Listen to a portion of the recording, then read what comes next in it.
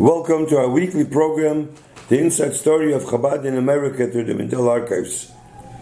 We are now in the month of Elul, a month of Cheshbon HaNefesh, and just like a businessman, the end of the year, the tax season, he sits down and he makes a Cheshbon. Did he lose money this year? Did he gain money this year? And if you lost, how can it be better the coming year? The same thing is the month of Elul, the end of the year. A person makes a cheshbon hanefesh of the past year, and how will he be better the coming year. Also, Elul is a time of Melech Basodeh. The Rabbi mentions, the Alter Rebbe says in Likutei Torah, Melech Basodeh, a king is in the field a whole year. To get to the king, you have to have nice clothes, and you have to go, and then there's a guard, and this lets you in, and then this guard doesn't like you, they send you back. But when it comes to the month of Elul, the Eibishter comes out, Melech Basodeh, and in Mekabel, everybody b'sever panim yofes. It doesn't matter if you have dirty clothes. I don't mean physical clothes. I mean, it doesn't matter what situation the person is, and the Eibishter answers each and every one.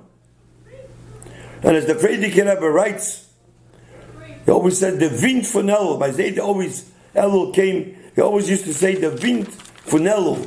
Sechabt Ashrek. Elul is here. It's a chonis, a preparation for the Yom Hadin. The Shamish, the Frierdiker Rebbe says, the Gabbai used to fartog 4 o'clock in the morning. He used to knock on the window to all the Yidden and say, Yidden, wake up for slichas, wake up to say slichas in the morning. It's a special time. So since we are getting closer to Rosh Hashanah, so I want to share with you a word that I heard from my Zayde, a beautiful word. It says in the Machzer, right in the beginning of Shacharis, B'shoichenad, B'fi Yishorim Tisroimam, Uv'sifsei Tzadikim Tizborech, Uv'ilshon Chasidim Tizkadosh, Uv'kerev Kedoshim Tizhalol. Now, the Yud of Yeshorim is big, bulk. The Reish of Tisroimim is bulk. The Tzadik of Tzadikim is bulk. The base of Tizborech, the Ches of Chasidim, the Kuf of Tizkadosh, the Kuf of Kedoshim, and the Hey of Tizhalol. Why? Why all of a sudden is a bulk? So my Zayde said a very interesting word.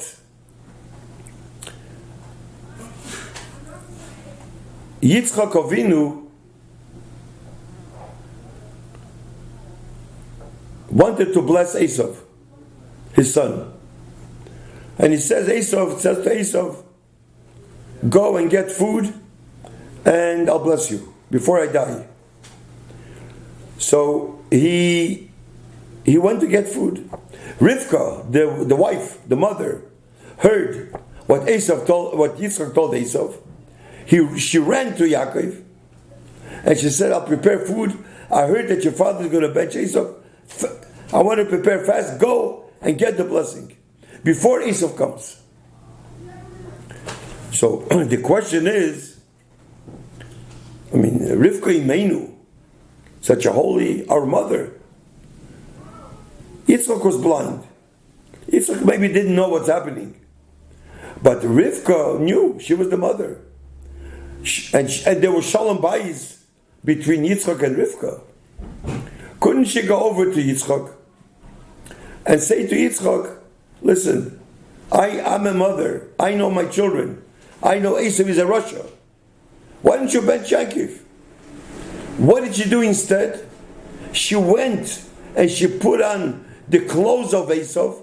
Esau had clothes that they used to hunt. And she put it on Yaakov, that just in case your father will want to touch you, she'll feel that this is Esau. Couldn't she tell him open? Bench Yaakov. Why did she have to go about this derech? So he says, the answer is that Rivka knew that the brachas of Yitzchak is not only to Yaakov Avinu, but to all Yidden ad Soif Kol Adoris, all Yidden till end of days. She wanted that even if a Yid wears clothes of Esau, should also be blessed. Even if a Yid is like Esau, should be, because he's a Yid. And this is what she accomplished with doing it that way. That's why Yesharim, if you look at the Machzor, Yesharim, that it says Yitzchak and Rivka. What does it say right at the beginning of the Tefillah of Rosh Hashanah Yom Kippur only? Not every Shabbos. Only in the Machzor of Rosh Hashanah Yom Kippur. Because these are for the Yidden that come to Shul once a year. Rosh Hashanah Yom Kippur, that these Yidden should be blessed. And right in the beginning of Sheikhanad, you say, you right away look at Yitzchak and Rivka to remind what Rivka did, why she did it in such a way. I think it's a beautiful word that I heard from my Zayte. Now, since people are in shul, now it's a time, Rosh Hashanah, Yom Kippur, Sukkot, Shmini Atzeres, Simchas Torah, Elul, people go to shul. So I want to read to you, first of all, a telegram, and also a short letter that the Rebbe wrote about people in shul. So let me read first a telegram. This telegram is it's a shocking telegram that the Rebbe wrote, written to somebody, which I'm surprised that he asked such a question. I'm just going to read the telegram the way the Rebbe wrote it. It is absolutely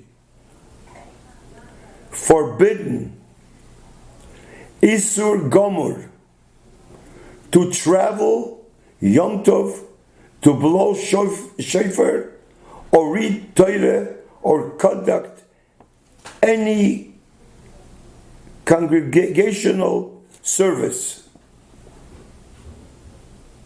Therefore, unless you can spend Rosh Hashanah near the congregation, chas v'sholem, to desecrate Yom Tov by travel, even for above purposes. May Hashem grant you hatzlacha in fulfilling the mitzvah, His mitzvah and spreading Yiddishkeit, but not chas v'sholem in wrong and contrary way, with blessing for truly good and sweet year. And the Rebbe signs his name on this telegram. In other words, some people come for Rosh Hashanah, they want to hear shofar, and shofar is such a holy thing. So what? So they'll travel on Shabbos. On Yom Tov. The Rebbe was very shocked. So this is a hero for everybody, that at least people should know that a Rav or a Shliach, they don't like when people travel on Yom Tov. This is an open letter from the Rebbe. Now I want to read to you another letter that people ask the Rebbe, somebody asked the Rebbe, people speak in shul, Yom Tov, it's a holy day. What should be their approach to make people stop talking in shul?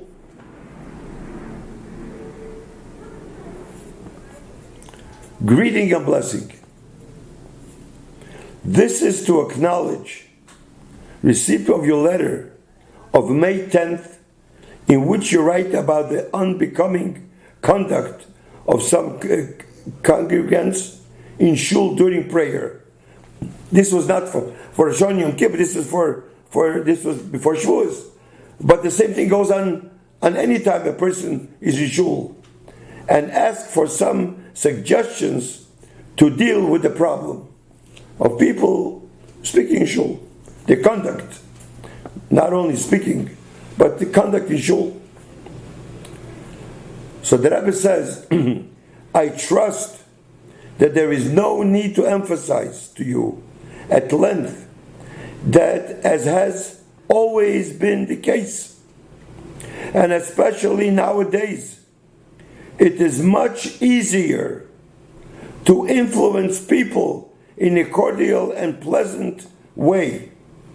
As it is written, the ways of Torah are ways of pleasantness, and all its paths are peace. Thus, in order to be effective, it is necessary to make a personal approach, not in the presence of others, and certainly not publicly, which is also a din in Shulchan Aruch. And while it is a mitzvah in the Torah to admonish a fellow Jew, the din requires that the first approach be made in personal and quiet manner, not in the presence of others, since it concerns Jews who are observant and responsive to Torah and mitzvahs. There is the assurance that words coming from the heart enter the heart and are eventually effective. And then the Rebbe writes, in these days when we learn Pirkei Avos, you surely remember the Mishnah which says, be among the disciples of Aaron, loving peace, pursuing peace, loving creatures, and bringing them close to Torah. Be it remembered that Aaron was the Kohen Gadol, yet he did not consider it beneath him to go to people and speak to them personally and do everything possible that there should be a true peace between a Jew and his Father in heaven, as well as peace between one Jew and another Jew through the proper conduct in accordance with the Torah. And then the Rebbe finishes, the present days are particularly auspicious for this being days in preparation for Kabbalah Satira. This is before Shavuos, which was true unity and peace. And it is written, and Israel, the whole Jewish people, come there facing the mountain, meaning that they were all united like one person, imbued with the spirit of Mount Sinai, on which the Torah was about to be given. So may Deibishter help you. There should be peace between people, peace in the world. And this is what the Rebbe answers. So we see from here how people should tirzach. So this is a preparation before Yom Tov, how we should conduct ourselves in shul. So now it's before Yom Tov. I want to wish everybody, you should have a ksiva v'chsima teva, l'shon teva mesuko. Everybody should have arichas yomim v'shonim tevis, gizun bone chaye u'mezeine revicha. Bona means children first. If you have good children, then chaye, then your life. The leb means alebim, and then parnasa is parnasa. And we should be zeichet this year to the geula shleima b'mheira v'yomeinu. Now, thank you.